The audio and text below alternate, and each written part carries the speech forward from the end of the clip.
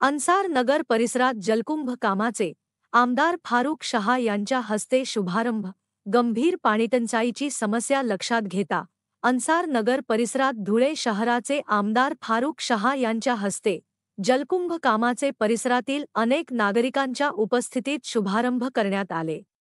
धुळे शहरातील मध्यवर्ती भाग असलेल्या मौलवीगंज, दिलदार नगर, अन्सार नगर, तिरंगा चौक, फिरदौस नगर, शिवाजी नगर, झोपडपट्टी, माधवपुरा, मच्छी बाजार या परिसरात मोठ्या प्रमाणात पाणीटंचाईची समस्या आहे आणि यामुळे परिसरातील नागरिकांसह राजकीय पदाधिकाऱ्यांनी धुळे शहराचे आमदार फारुख शहा यांच्याकडे जलकुंभ उभारण्यासंदर्भात मागणी केली होती आणि या मागणीची दखल घेत धुळे शहराचे आमदार फारुख शहा यांनी पाठपुरावा करून शासनाकडून मूलभूत सुविधांच्या विकास योजनेअंतर्गत अन्सार नगर येथे ओपन स्पेसवर जलकुंभ उभारण्यासाठी शासनाकडून 1,27,00,000 रुपये निधी मंजूर करून या जलकुंभ कामाचे शनिवारी 21 ऑक्टोबर रोजी अनेक मान्यवरांच्या उपस्थितीत शुभारंभ केला आहे।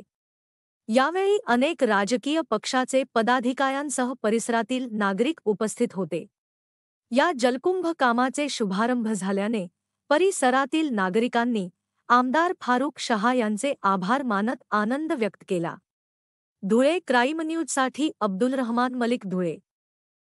तमाम हजरात का तहे दिल से शुक्रिया अदा करना चाहूँगा कि आप सभी ने गुज़िश्ता 4 साल पहले मुत्तफिक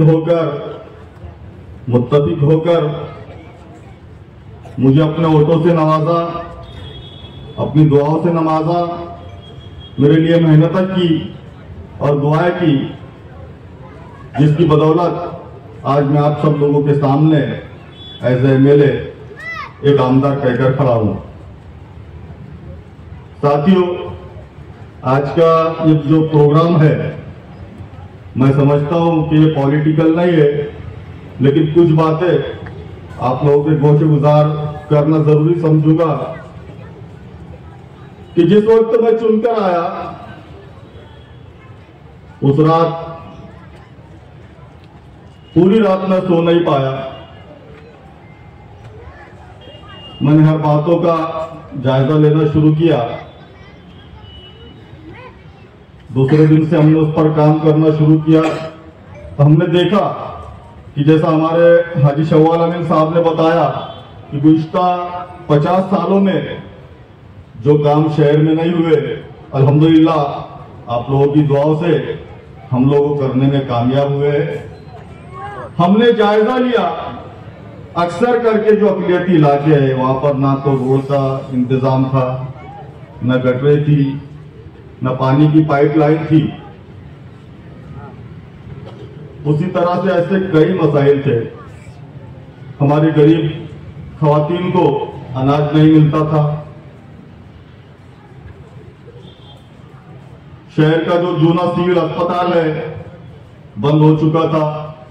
अक्सर हामिला औरतों को बहुत परेशानियों का सामना करना पड़ता था। उनको शहर से 6 किलोमीटर दूर हिरे मेडिकल पर जाना पड़ता था।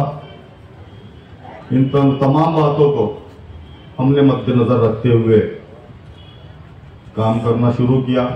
अल्हम्दुलिल्लाह सबसे पहले हमने गटरों का काम किया, उसके बाद सड़कें तामीर की, उसके बाद जो खवातीन को अनाज नहीं मिलता था उनको एलानिया हमने हमारे ऑफिस पर बुलाकर उनके राशन कार्ड नए बनाकर दिए, पीले राशन कार्ड बनाकर दिए, अनाज शुरू करवाया। उसके बाद एक बात यह आई, जैसा हमारे गोपाल भाई ने बताया कि जब मरहूम हाजी इदरीस सेठ साहब शहर से विधानसभा का चुनाव लड़ रहे थे, उस वक्त हमारा मिशन था कि गरीबों को अनाज मिलना चाहिए, अक़लियती इलाके में पानी की टांकी होना चाहिए। उसी तरह से हाजी साबिर सेठ साहब इस बात के गवाह है कि जो हमारा बरजई रोड है इसके ऊपर तकरीबन 4 मरतबा नारल फोड़ा गया हाजी साहब, लेकिन ये जो इलाका है, ये जो रोड है पूरी तरह से अक़लियती इलाके से होकर गुजरता है, इसलिए उसको नजरअंदाज किया गया। साथियों, मैंने अभी भी आप लोगों को बताया कि एक गैर सियासी प्रोग्राम है, लेकिन कुछ बातें एक अपना होने के नाते आप लोगों से गोश गुजार करना चाहूंगा। हमने पिछले कई पार्टीज में काम किया, पूरी मेहनत ईमानदारी के साथ, लेकिन हमने एक नतीजा हासिल किया कि जितनी भी पार्टीज है, हाजी साहब आप लोगों को बुरा नहीं लगना चाहिए, जितनी पार्टीज है ये सब पार्टी के लोगों ने आज तक हमारे समाज को सिर्फ इस्तेमाल किया है। साथियों, इन लोगों ने कभी नहीं चाहा कि मुसलमानों के इलाकों में नई सड़कें तामीर हो, गटरों का इंतजाम हो, पानी का इंतजाम हो, ये लोगों ने कभी नहीं चाहा। लेकिन मैंने आपको बताया कि जिस वक्त मैं चुनकर आया, हमने सब बातों पर एक लाएअमल तैयार किया। मेरे भाइयों ने, मेरे नगर सेवकों ने, मेरे कार्यकर्ताओं ने मेरी पूरी तरह से मदद की और अल्हम्दुलिल्लाह आज मुझे सुकून लगता है। आप लोगों को बताना चाहूंगा, गुज़िश्ता 4 सालों में मैंने एक दिन की छुट्टी नहीं ली, लगातार मेहनत की। किसी शायर ने कहा कि सुलगती रेत पे तलवे लहू लहू करना, सुलगती रेत पे तलवे लहू लहू करना, फिर उसके बाद गुलाबों की आरज़ू करना।